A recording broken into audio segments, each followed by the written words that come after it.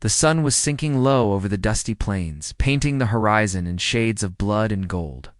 The convoy moved slowly, wagons creaking and horses snorting under the weight of tired men and families, clinging to their hopes and meager belongings.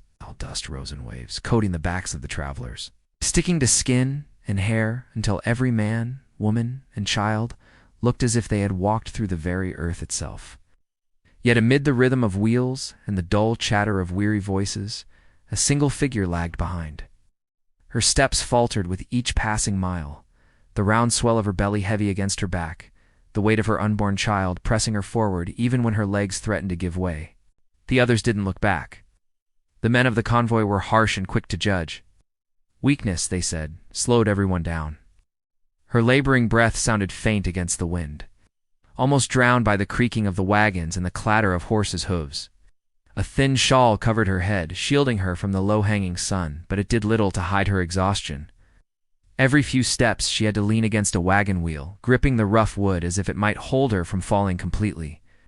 The whispers started quiet at first, then louder, until they became almost impossible to ignore. "She can't keep up," one man muttered, spitting into the dust. "She slowed us all down. Best we leave her." The words hit harder than any whip. She tightened her grip on the wagon, feeling a surge of anger mixed with fear.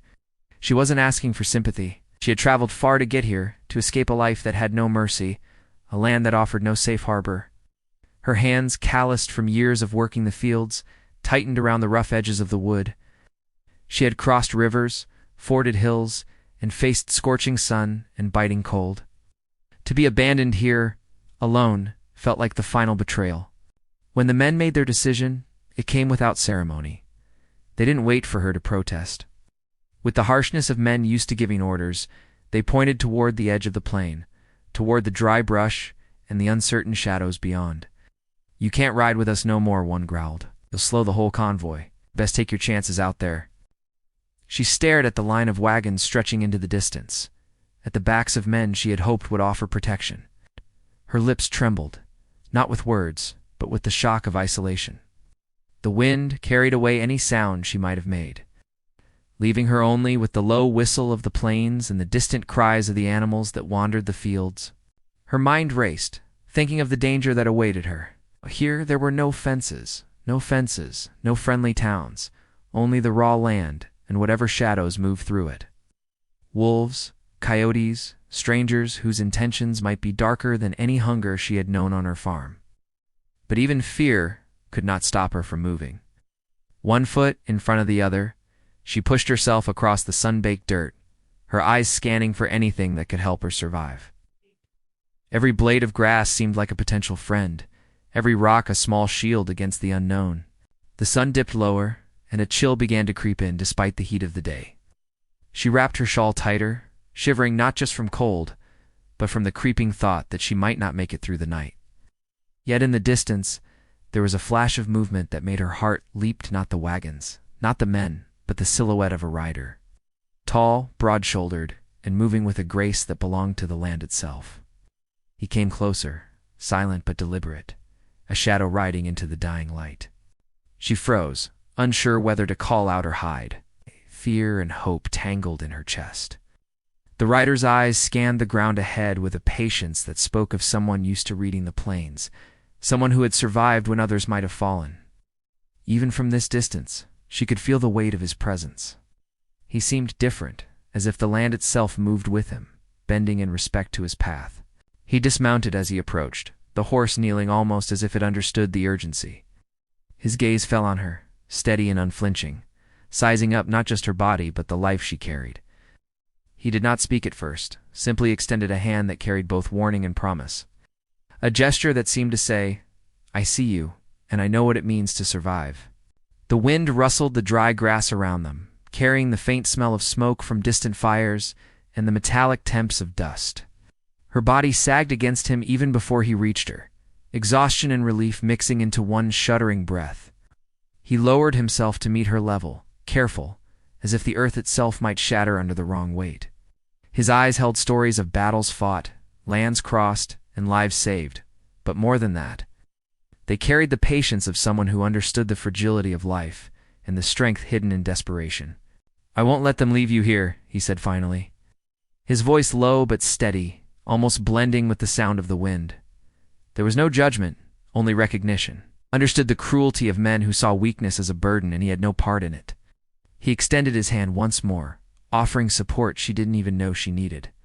Tears welled in her eyes, not for the betrayal she had just endured, but for the first glimmer of hope she had felt in days. He moved with certainty, circling her protectively, his every motion alert to the slightest danger. In the fading light, the plains around them seemed vast and endless, yet somehow contained, as if his presence carved a small sanctuary amidst the unforgiving land. The shadow of the convoy disappeared behind the rolling hills, leaving her alone with him, yet not alone. The wind carried faint whispers, like echoes of the men who had turned their backs. But she ignored them, clinging instead to the weight of his promise. He studied the land ahead, calculating paths, considering obstacles.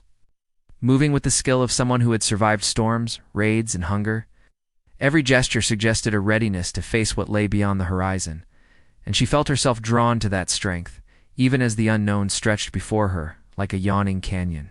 But the night was coming. Darkness crept along the plains like a living thing, swallowing the last rays of sun and turning familiar paths into shadows. There were dangers yet unseen, wild animals, hidden ravines, men with intentions as cruel as those she had left behind. The wind whispered threats through the tall grass, carrying the scent of smoke and sweat and distant rivers she had yet to cross. Her body shivered with anticipation and fear, the weight of her unborn child pressing against her chest, a constant reminder of why she must survive. He knelt beside her once more, eyes scanning the horizon. "We move quickly," he said, voice firm but gentle. "No time to linger. The night is full of shadows, and some of them aren't friendly." She nodded, her fingers brushing against the rough fabric of her shawl. In her heart, fear and trust warred for dominance. Yet as she looked at the man who had appeared like a guardian from the wilderness, she realized that for the first time since leaving her farm, she felt the possibility of safety. She would follow him wherever the land led, because to stand still was certain death, and to move with him might yet mean survival. The plains stretched endlessly, darkening with each passing moment, and the unknown waited beyond every rise and shadow. She took a deep breath, gripping his hand as though it were a lifeline, and together they turned toward the horizon. The wind carried the scent of adventure, danger, and change. Somewhere out there lay salvation or another trial. And as the first stars began to pierce the twilight, the pregnant farm woman stepped forward, leaving behind the convoy that had abandoned her, unaware that her life and the life she carried was about to be caught in a battle for survival that would test everything she had ever known. The first stars had barely taken their place in the night sky when they began moving across the plains, careful to stay in the low hollows where shadows could hide them from eyes that might still be watching. The wind was cooler now, carrying the scent of sagebrush and the faint temps of distant water, and it whispered against her skin like a warning. Her body ached from the long hours behind the convoy, from the days spent crossing rough land with nothing but hope to carry her forward. Every step reminded her that she was carrying more than just herself. There was a life inside her, fragile and waiting, and she could not let fear stop her now. The Apache warrior walked beside her, his presence steady and commanding, though he said little. He moved with a knowledge of the land that seemed almost instinctive, reading the rise of the ground and the whisper of the wind, as if they were speaking to him directly. She studied him in silence, trying to understand who he was, what had brought him to this place, and why he had chosen to help her when everyone else had abandoned her. There was a quiet strength in his eyes, a calm that did not demand trust, but somehow earned it. She wanted to ask him his name, to know more. But the words stuck in her throat, as though speaking too loudly would break the fragile bubble of safety that had formed around them. "Why are you helping me?" she finally asked, voice barely more than a whisper, carried off by the night wind. He didn't answer immediately. Instead, he tilted his head slightly, studying the horizon as though considering whether the question mattered. "Because you shouldn't be left behind," he said at last. "Some things in this world aren't meant to be abandoned. You are one of them." Her heart clenched at the words. There was no judgment in his voice, no pity, just an understanding of the land and of the people who tried to survive in it. She wanted to believe him, to trust that somehow with him she might reach safety. But the plains were wide, the night dark, and danger could come from any direction. She could not forget the faces of the men who had left her, nor the knowledge that survival out here would demand more than courage. The silence returned, filled only by the soft thud of their boots against dry earth and the distant call of a coyote. The darkness grew thicker as they pressed on. Every sound seemed amplified. The snap of a twig underfoot, the rustle of grass against their legs, the occasional flutter of wings overhead. Her pulse raced with each noise, yet she found herself oddly comforted by his calm. He moved beside her as if he were part of the land itself, and she drew strength from the steady rhythm of his steps. As they walked, her mind wandered back to her farm, the fields she had tended with her hands, the rows of wheat and corn that had once promised a future she now doubted she would ever reach.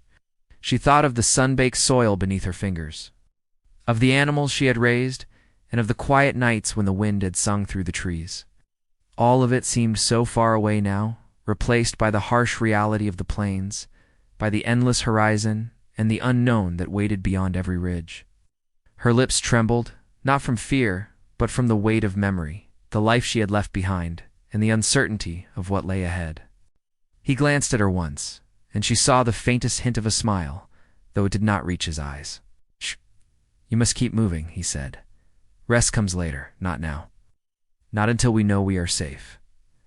The words were simple, but the meaning was clear. The night could be unforgiving.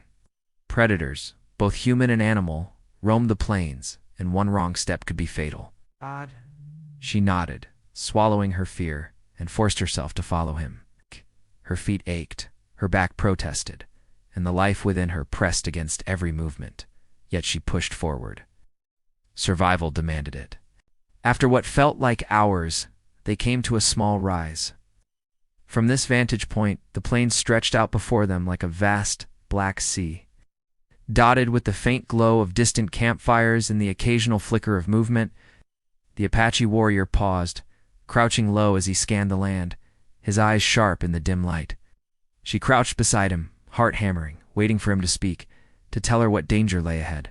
"There is a settlement," he said finally, his voice low, small. "Few people. They will not welcome us at first, but there is food, water, and a place to hide. We must reach it before sunrise." She felt a surge of hope, tempered immediately by fear. Settlement might mean safety, but it also meant people strangers whose intentions were unknown. She had learned the hard way that not all hands were friendly, that men and women alike could be cruel when they sensed weakness. Yet the promise of shelter, of warmth, of water, was enough to push her forward. She tightened her shawl around her shoulders, took a deep breath, and followed him down the slope. As they moved, he spoke for the first time about the land, his words carrying a rhythm that seemed almost like a story. He told her of the plains, of the rivers that ran hidden beneath dry valleys, of the paths carved by animals and men over generations. He spoke of the seasons, the storms, and the dangers that lurked beyond the next hill. She listened, absorbing each word, each cautionary tale, and felt herself learning to see the world through his eyes. It was a strange comfort, a way to understand the land that had so easily swallowed her confidence and replaced it with fear. The night grew colder, and she shivered, drawing her shawl tighter. Her body ached, and a dull pain had begun to settle in her lower back. She wanted to complain, to ask for a rest, but something in his posture, in the careful way he moved, reminded her that every pause could bring danger. She pressed on, each step a battle against fatigue and worry, each breath a silent prayer for strength. Occasionally, he would stop and point to a distant shadow or a faint trail in the dust, explaining in simple terms what she needed to know to survive. She began to recognize the signs, the tracks of coyotes, the faint glimmer of water in a dry riverbed, the way the wind shifted before a storm. Slowly, almost imperceptibly, she felt herself becoming more alert, more attuned to the land that had once seemed so hostile. Yet for all the guidance and protection he offered, there were moments when doubt crept in. Who was this man? Ow. Why had he chosen to help her when the world had turned its back? The night held no answers, only questions, and the further they traveled, the heavier those questions became. She wondered what had driven him to these plains, what battles he had fought, and what secrets he carried beneath the quiet strength of his exterior. Suddenly, a rustle in the grass ahead made them both freeze. Her breath caught in her throat as he held up a hand, signaling silence. The wind shifted, carrying a faint, unfamiliar scent. Her pulse quickened, every nerve in her body alert. The shadow moved again, and she caught a glimpse of movement. Maybe an animal, maybe a man. She dared not guess. He crouched lower, his hand brushing hers in a gesture of reassurance, and whispered, "Stay close. Do not speak. Do not move until I say." Her fingers tightened around his, drawing courage from the simple touch. The seconds stretched into what felt like hours. The shadow shifted, paused, and then disappeared into the night. She exhaled, though only slightly, and he gave her the faintest nod. A signal that the danger had passed for now, but that the plains would never truly be safe. They continued on, moving quietly, guided by the dim light of stars and the faint glimmer of the settlement in the distance. Each step was measured, cautious, yet purposeful. She felt the weight of the night pressing down, the unknown stretching before them like an endless road, and she understood that survival would require more than strength. It would require trust, patience, and an understanding of a land that was as beautiful as it was cruel. Hours passed, and the horizon began to lighten with the first hints of dawn. She could see the outline of the settlement Nazmal cabins, a low fence, smoke rising from chimneys. Her heart leapt, but fear still lingered, sharp and unrelenting. They had made it this far, but the true challenge was just beginning. People, unknown intentions, and the harsh reality of frontier life awaited them. The Apache warrior glanced at her, a silent question in his eyes. "Are you ready?" They nodded, though the truth was she did not know. The plains had already tested her, and she had survived, but the settlement was different. The unknown there was filled with human intentions, unpredictable and potentially dangerous. Together they moved toward it, the light of morning brushing against the earth, and she knew that nothing would ever be the same. The world beyond the convoy was vast, wild, and merciless, but somewhere in it there was hope, and perhaps a chance to survive. The shadow of the hills stretched long behind them as they approached the first cabins. The wind shifted, carrying new scents, new sounds, new threats. She gripped the warrior's hand tighter, bracing herself for what was to come, and stepped forward into the unknown. The plains had tested her, the convoy had abandoned her, and yet she moved on. Driven by a strength she had only begun to understand. The settlement loomed ahead, and with it, the next chapter of her journey, a chapter filled with mystery, danger, and the possibility of salvation. The first light of dawn revealed the settlement more clearly, but it did little to ease the tension that hung in the air.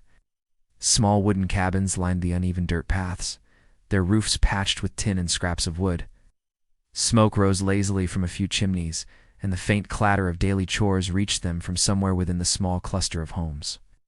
She could see people moving in the morning light, men carrying buckets, women tending fires, children chasing each other barefoot across the dusty yard, but their eyes, sharp and calculating, watched the horizon as if expecting trouble. The Apache warrior slowed, crouching beside her as they approached the edge of the settlement. He studied the faces carefully, noting the distance in their eyes, the caution in their movements. "We must be careful," he murmured. "Not all here are friendly. Some will see you and think weakness. Some will see me and think threat. We move slow, we speak less." She nodded, though her heart pounded like a drum in her chest. After the abandonment by the convoy, she had learned quickly that danger often came from those who wore familiar faces. She drew the shawl tighter around her shoulders and adjusted the weight of her steps, trying to appear steady despite her exhaustion. Each step carried the quiet warning that even a misstep here could invite confrontation. From the other side of the yard, a man stepped forward. His hat was tilted low over his eyes, his leather vest worn and patched. His hand hovered near the rifle strapped across his chest, though he made no move to lift it. Instead, he studied them both, taking in their movements, their silence, and the careful way the warrior positioned himself between her and the rest of the settlement. "You folks lost?" He finally called out, his voice cautious but carrying an edge that made her stomach tighten.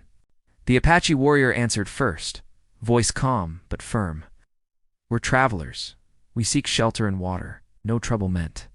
The man squinted, shifting his weight as if deciding whether they were to be trusted. He stepped closer, eyes scanning her with a mixture of curiosity and suspicion. "A woman out here, all alone. And with a man like you?" His gaze flicked to the warrior, then back to her. Something about this don't sit right. She felt a flush of fear and anger, but before she could respond, the warrior placed a hand lightly on her shoulder, guiding her behind him. "We mean no harm," he said again. "We are weary. We ask only for safety for a short while." The man studied them both for a long moment, then nodded reluctantly. "Fine, you can rest near the barn. Water's in the trough. Food, well, you'll have to wait until the others wake. But don't get any ideas, stay out of trouble." He turned, leaving them to follow him along a narrow path between two cabins. The warrior kept a watchful eye on every corner, every shadow. She noticed how his posture remained alert, shoulders squared, movements deliberate. Even in the presence of others, he carried an unspoken warning. They were not to be underestimated. The barn was small, a single structure with rough planks and a dirt floor. Inside, a trough of water waited, and a few bundles of hay had been stacked in the corner. Ash! She knelt to drink, savoring the coolness as it slid down her throat. The warrior stayed near the door, scanning the horizon, silent as always. Hours passed with quiet routine. She explored the edges of the barn, trying to piece together a sense of the settlement without attracting attention. It was small, poor, but functional. Children played near the main cabins under the watch of a few women who kept their distance, their eyes sharp as hawks. Men moved about with a cautious energy, as though expecting danger at any moment.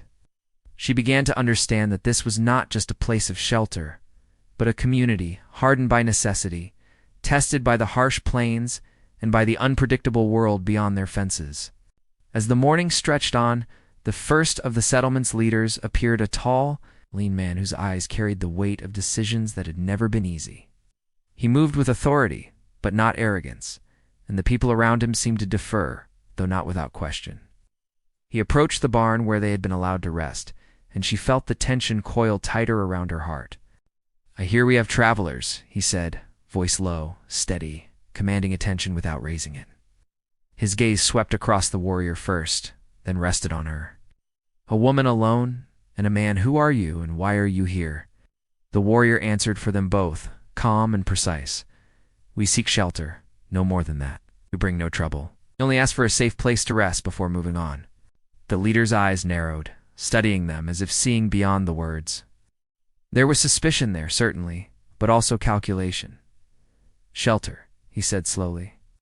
"Out here, shelter is earned. It is not given lightly." She felt the weight of those words, heavier than any bundle she had carried across the plains. Shelter was survival. Survival was life or death. She had neither the strength nor the luxury to challenge their rules. She swallowed, hoping that the warrior's presence would speak for both of them. The leader stepped back slightly, then motioned toward a corner of the yard. "You can stay there for now. But mark my words, trust is not freely given here. You will show yourself worthy, or you will find yourself out in the plains again." The warrior gave a small nod, and she followed his lead, moving to the designated spot. She kept her head down, aware of every movement, every whisper, every eye that might judge her. The settlement had a rhythm, a pulse that she did not yet understand, but she could feel it. Danger could emerge not only from strangers beyond the fences, but from within the walls themselves. The day passed slowly, punctuated by the routines of the settlement. Children ran past, shouting, while women worked at the fires or tended the small garden plots. Men repaired fences, checked traps, and moved in a careful choreography of watchfulness. She tried to blend into the shadows, keeping close to the warrior, learning the unspoken rules that governed the people around them. But the tension never lifted. She sensed eyes on her, measuring her, wondering if she was weak, a burden, or perhaps a risk. The warrior noticed too, and he remained ever vigilant, a quiet barrier between her and the scrutiny of others. As evening fell, whispers reached her even in the barn. The settlement was small, but secrets traveled quickly, here rumors, doubts, and warnings that could spread like wildfire. Some murmured about travelers who brought trouble, about outsiders whose presence disrupted the careful balance of survival. She tried to ignore them, but each whisper reminded her that the world outside the convoy's abandonment was no kinder than the plains themselves. The warrior finally spoke, as they sat in the corner of the barn, the last light fading. "You must be careful," he said, voice low. "This place, it will test you in ways you do not yet understand. Not every danger is outside. Some are closer than you think. She looked at him, uncertainty and fear mixing with a flicker of trust. Why are you helping me? She asked again. Even now, with them watching, with everything at stake. He remained silent for a long moment, eyes scanning the settlement once more. Finally he said, because some lives are worth protecting, because strength is not always measured in force, because I have seen too many fall when no one intervened. The night settled over the settlement like a thick blanket, full of quiet, hidden movements. She listened to the wind through the gaps in the barn walls, to the creak of timber and the soft murmur of voices beyond. Sleep was a luxury she could not afford. Not yet.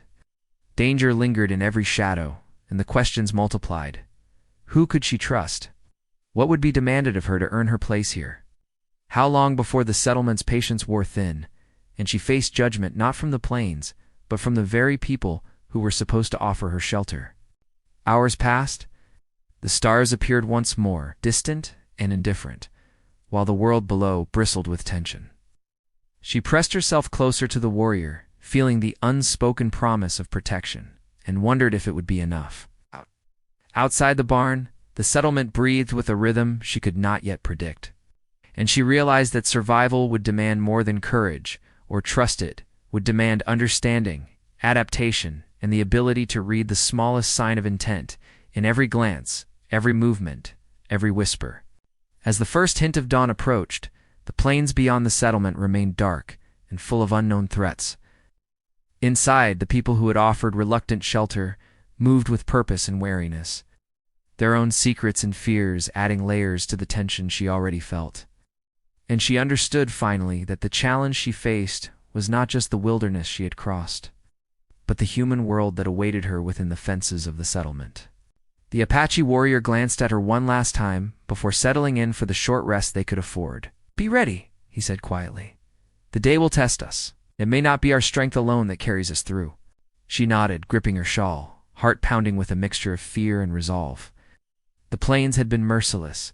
The convoy had abandoned her, and now the settlement awaited, full of its own dangers and mysteries. And as the wind shifted outside, carrying the scent of smoke, dust, and distant storms, she realized that the journey was far from over. The morning sun rose slowly over the settlement, casting long shadows across the dusty ground. Light caught the edges of the cabins and fences, glinting off tin roofs patched with rough metal, while the distant hills were bathed in pale gold. But the beauty of the dawn did little to calm the tension that had been building since their arrival. The air itself seemed charged, filled with the quiet hum of suspicion and the unspoken rules that governed the small community. The pregnant farmwoman moved cautiously beside the Apache warrior, following him through narrow paths between cabins. Every glance from the settlement's people felt like a test, every whispered conversation a potential threat. Children paused in their play to watch them pass. The women who carried buckets or stirred fires did so with an undercurrent of judgment. She could feel eyes on her, weighing her, wondering if she belonged or if she was merely a distraction, a weakness that might invite disaster. The warrior spoke little, his focus never leaving the edges of the settlement. He knew the importance of observation, of reading every shadow, every slight movement. He taught her by example, showing how to move silently, how to watch for signs of unease, how to anticipate danger without drawing attention. It was exhausting work, more taxing than the long trek across the plains. But she began to understand that survival was not just about strength, it was about perception, timing, and the ability to respond before others even realized a threat existed. A commotion near the main cabins caught their attention. A man was arguing with one of the leaders, voices raised and tense. She could not hear the words clearly, but the anger in their tones was unmistakable. The warrior crouched low beside her, his hand brushing hers in a subtle warning. "Stay here," he whispered. "Do not get involved." From their vantage point, she watched as the argument grew more heated. The men gestured violently, pointing toward the edge of the settlement and then toward the barn where they were staying. The tension was thick, a tangible thing that seemed ready to snap. It was clear that outsiders, even those seeking only shelter, were not easily accepted here. The settlement's balance was delicate, and any new presence threatened to upset it. She felt a pang of fear for herself and for the life she carried. She knew that the warrior would protect her if necessary, but he could not control the judgment or suspicion that ran through the settlement like wildfire. Her stomach twisted as she imagined being cast out again, forced to face the plains alone with nothing but hope to sustain her. The argument ended abruptly. One of the men slammed a fist against a table, the sound echoing across the yard. The leader barked an order, and the men moved quickly to disperse, though their eyes lingered on the barn. She sensed that whispers would follow them, carrying doubt and suspicion into every corner of the settlement. Even now, she realized, her presence was a spark that could ignite conflict at any moment.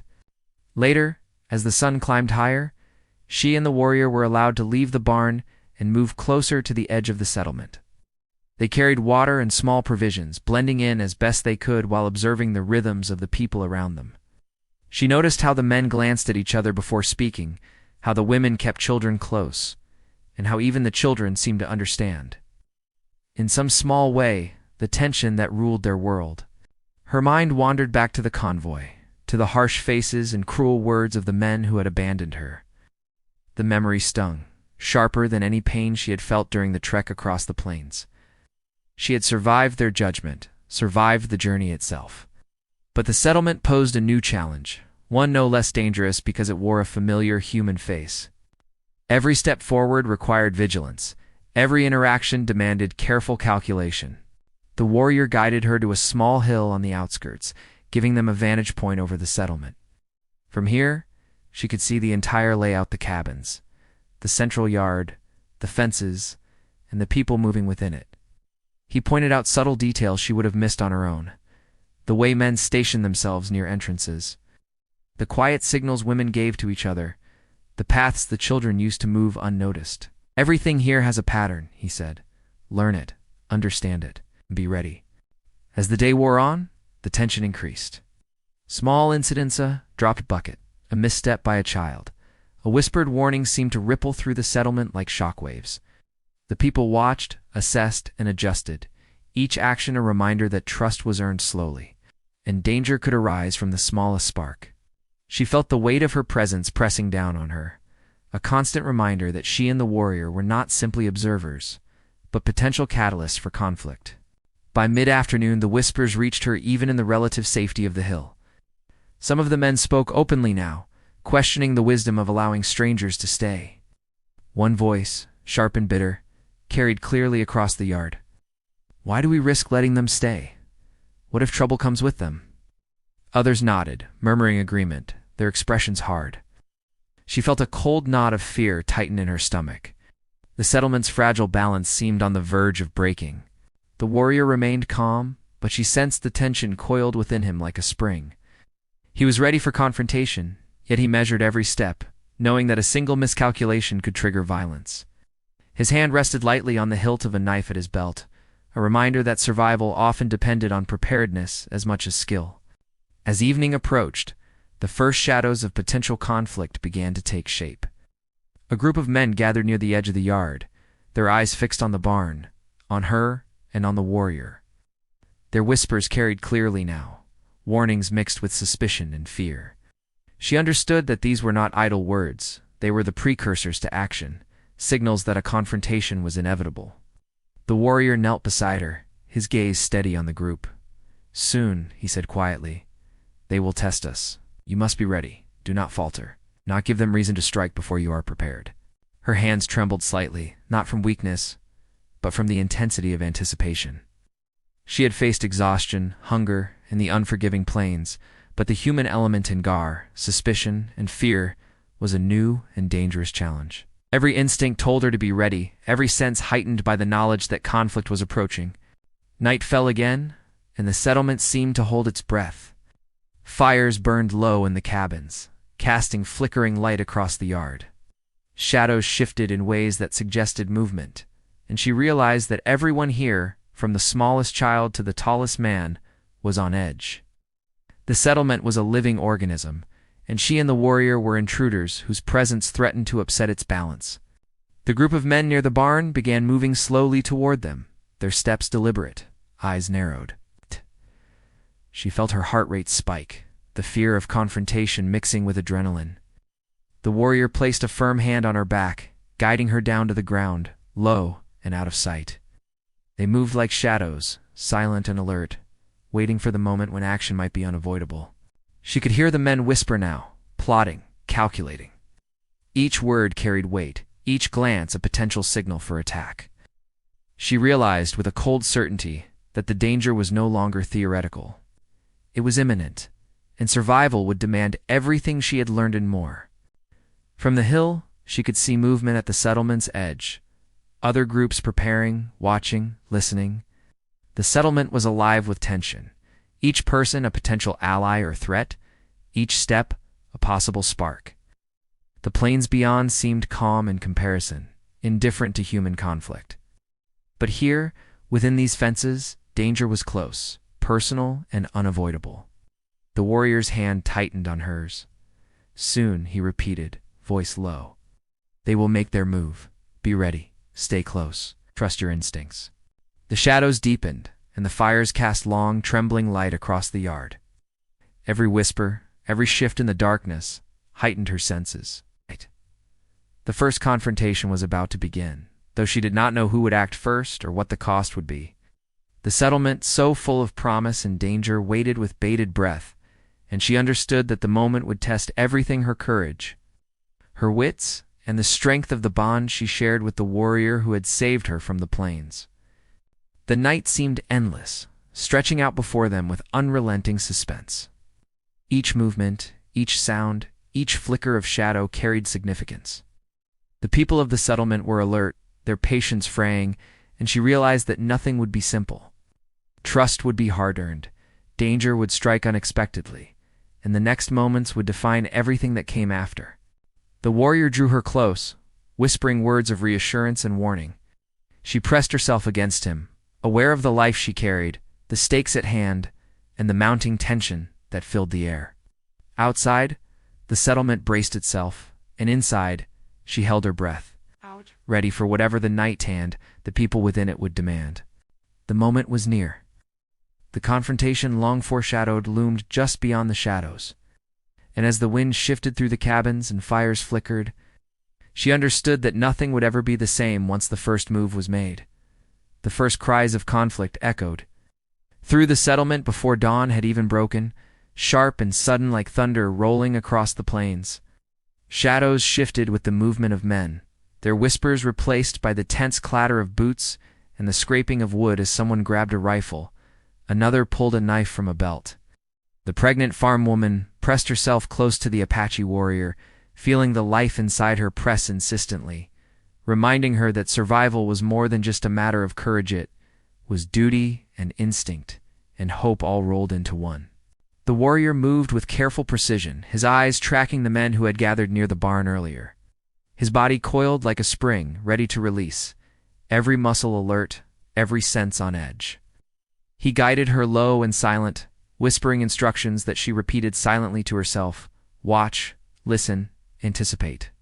Every detail mattered: the tilt of a hat, the grip on a tool, the way someone shifted their weight in the dirt.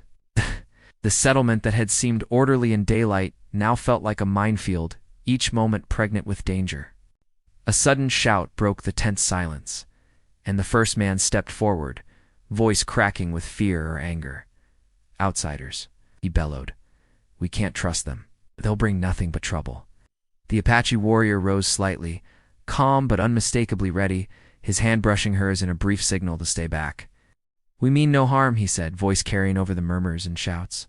"We are here to survive as you are. Do not mistake caution for weakness." But words had little power over fear that had been building for days. Men and women alike tensed, hands gripping whatever tools or weapons they could find. Children were pulled close, hiding behind skirts and legs. The air seemed to thrum with the energy of potential violence. Every second, stretching long and taut, waiting for someone to strike first. Then movement swift, sudden, and decisive. The first man lunged, a knife raised, aiming for the warrior. But the Apache moved with the calm precision of a man who had lived a lifetime on the plains. Shifting to the side, redirecting the blow, and using the man's momentum against him. The farm woman's heart leaped into her throat as she watched the struggle unfold, her hands gripping the edges of her shawl as if it could anchor her against the chaos. The fight was fast and fierce, but not mindless. The warrior disarmed and subdued, rather than killed, whenever possible, relying on skill and presence to control the conflict. Other men moved in, but his calm, measured actions carried authority, and slowly the tide of aggression began to ebb. He gestured to the farm woman to stay back, then turned his attention to the next group. Moving with a fluidity born of experience and instinct, amid the chaos, she realized something important. This was more than a fight for survival. It was a test, not just of strength, but of understanding.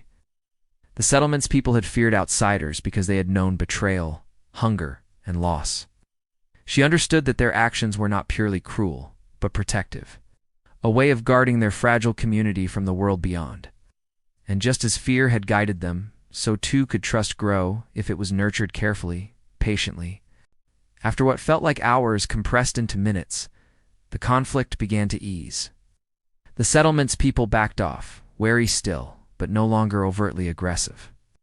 The warrior's calm dominance, combined with his restraint, had shifted the energy of the crowd, proving that he posed no threat, and that she posed no danger either. The first rays of morning painted the cabins in soft gold, illuminating faces now mixed with curiosity and cautious respect. The farm woman took a deep breath, feeling her body relax slightly, though still tense with anticipation. She could see the settlement slowly returning to routine: men inspecting fences, women tending fires, children running between cabins, but now they cast occasional glances toward her and the warrior, measuring, considering, calculating. It was a fragile truce, but a beginning. Later, when the immediate danger had passed, the leader approached them, his eyes studying her carefully. "You survived the test," he said, voice low and steady, carrying weight and authority. "Not because it was easy, but because you and your companion faced it with more than courage. You faced it with presence, with understanding. That counts for more than many know." She bowed her head slightly, exhaustion and relief mingling in her chest. "Thank you," she said softly. "I did what I had to do. I had help." The warrior simply nodded, his eyes scanning the horizon again, protective as always. But he allowed her a brief moment of quiet, of acknowledgement that this was a victory, however small, and that survival was possible even here. The day unfolded slowly after that. The settlement began to include her more cautiously, offering small tasks, gathering firewood, helping with water, preparing food. No matter how small, was a step toward integration, a proof of her value and willingness to contribute. She discovered that many of the people were as hardened and weary as the plains themselves, shaped by loss and necessity, yet capable of kindness when trust was earned. The warrior remained by her side, his presence a shield, yes, but also a teacher. He explained the subtle codes of the settlement, the small gestures that carried meaning, the ways to navigate suspicion without confrontation. She listened, learning quickly, and realized that survival was not only about strength or courage, it was about observation, patience, and understanding the human heart as keenly as one read the land. Weeks passed, and the settlement began to accept her more fully. Children who had once stared now approached with cautious curiosity, women offered smiles or nods of acknowledgement, and even the men who had challenged her presence now regarded her with measured respect. The warrior watched quietly, rarely intervening unless necessary, letting her find her own place while remaining a constant anchor. She began to contribute in meaningful ways, helping with planting, tending small livestock, assisting in repairs. Each act, though modest, strengthened her connection to the settlement, and she felt a sense of belonging she had not known in months, maybe years. The life she carried inside her was no longer just a source of vulnerability. It became a source of strength, a symbol of hope for the future she was carving, slowly, carefully, in a place that had once seemed full of danger. One evening, as the sun set over the hills, painting the sky with fire and gold, the leader approached her once more. "You've shown courage, resilience, and patience," he said, voice thoughtful. "You've earned your place here, and so has the one who brought you. Oblanes may have tested you, but you've proven that strength comes in many forms, not just in arms, but in heart and mind." Tears filled her eyes, not from sorrow, but from relief and recognition. She had survived betrayal, hardship, and fear. She had crossed the plains, faced danger, and found a place of safety, not by escaping, but by learning, observing, and trusting the right ally. And in that moment, she understood that survival was never about facing the world alone. It was about finding those who could walk beside you, even through the harshest trials. The warrior stood quietly beside her, eyes softening slightly as he allowed a small, almost imperceptible smile. His hand brushed hers, a silent acknowledgement that their journey had brought them here safely, then that together they had faced danger and emerged intact. The settlement's people, watching from a distance, had begun to accept that the outsiders who arrived at their gates could also bring strength, understanding, and a chance at growth for everyone involved. Night fell fully over the settlement, the fires flickering in the soft dark, and she finally allowed herself to breathe deeply, feeling the tension release slightly from her shoulders.